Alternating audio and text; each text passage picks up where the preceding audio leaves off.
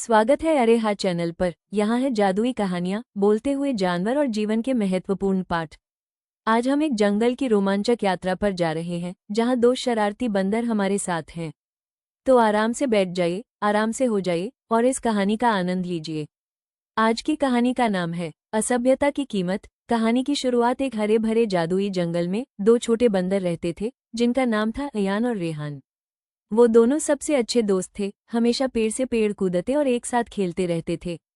लेकिन उनमें एक बड़ा फर्क था। अयान हमेशा विनम्र और दयालु था, वहीं रेहान ने हमेशा घमंड और अधीरता के साथ व्यवहार किया।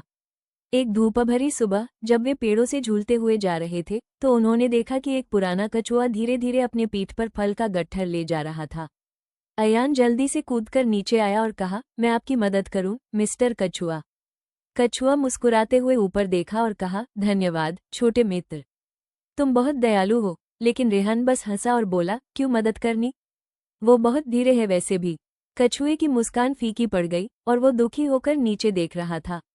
कुछ समय बाद दोनों बंदर एक छोटे से जंगल के बाजार के पास से गुजर रहे थे, जो एक दोस्ताना हाथी द्वारा चलाया जा रहा था। अयान खुशी खुशी दुकानदार को नमस्कार करते हुए बोला, गुड मॉर्निंग, आपके फल आज बहुत अच्छे लग रहे हैं। हाथी मुस्कुराते हुए बोला, धन्यवाद अयान, लो ये केले का एक टुकड़ा हौस से। अयान ने आदर से केले का टुकड़ा लिया और हाथी का धन्यवाद किया। तभी रेहान आया, भीड़ को धक्का देते हुए। उसने शोर मचाया, साइड में हटो, मुझे अब सबसे बड़ा केला चाहिए। हाथी की मुस्कान गायब हो गई। वो मुंह मोड़कर रेहान को पूरी तरह से नजरअंदाज करने लगा। अचानक बादल घिर आए और जोरदार बारिश शुरू हो गई। अयान जल्दी से एक पास की गुफा की ओर दौड़ा, जो एक दयालु भालू के पास थी। वो शोर मचाते हुए बोला, मिस्टर भालू, क्या मैं यहाँ बारिश रुकने तक रुक सकता हूँ? भालू मुस्कुराया और गुफा का दरवाजा खोला। बिल्कुल अयान, तुम हमेशा सबके साथ दयालु रहते हो। अयान गुफा के अंदर गया, जहाँ वो गर्म और सूखा था। कुछ पल बाद रेहान भी उसी गुफा में दौड़ते हुए आया, गीला और भीगता हुआ। उसने दरवाजे पर जोर से थपथपाया और बोला, हे भालू, मुझे अब अंदर आ जाने दो। भालू ने मुंह फेरते हुए जवाब दिया, तुम हमेशा दूसरों से बुरी तरह से पेश आते हो। मैं तुम्हें अंदर नहीं आने दूंगा। रेहान बाहर बारिश में खड़ा था, कांपता हुआ। अयान को दुख हुआ और वो बड़े केले के पत्ते के साथ बाहर आया। उसने पत्ते को रेहान के सिर पर रखा और धीरे से बोला, रेहान, क्या तुम देख सकते हो कि सभी लोग मेरी मदद करते हैं?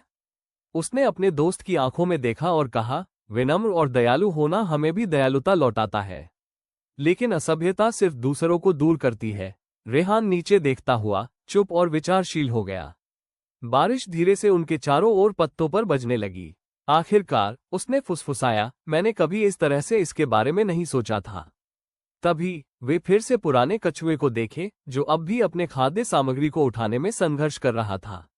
बिना कुछ कहे रेहान चला गया और कछुए की मदद करने के लिए उसके बास्केट को उठाया।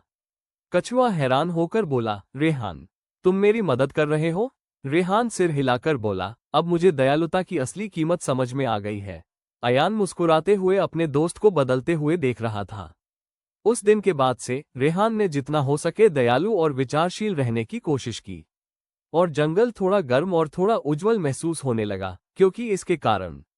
कहानी का सार, असभ्यता दयालुता, दोस्ती और मदद को छीन लेती है, लेकिन दयालुता सब कुछ वापस लाती है।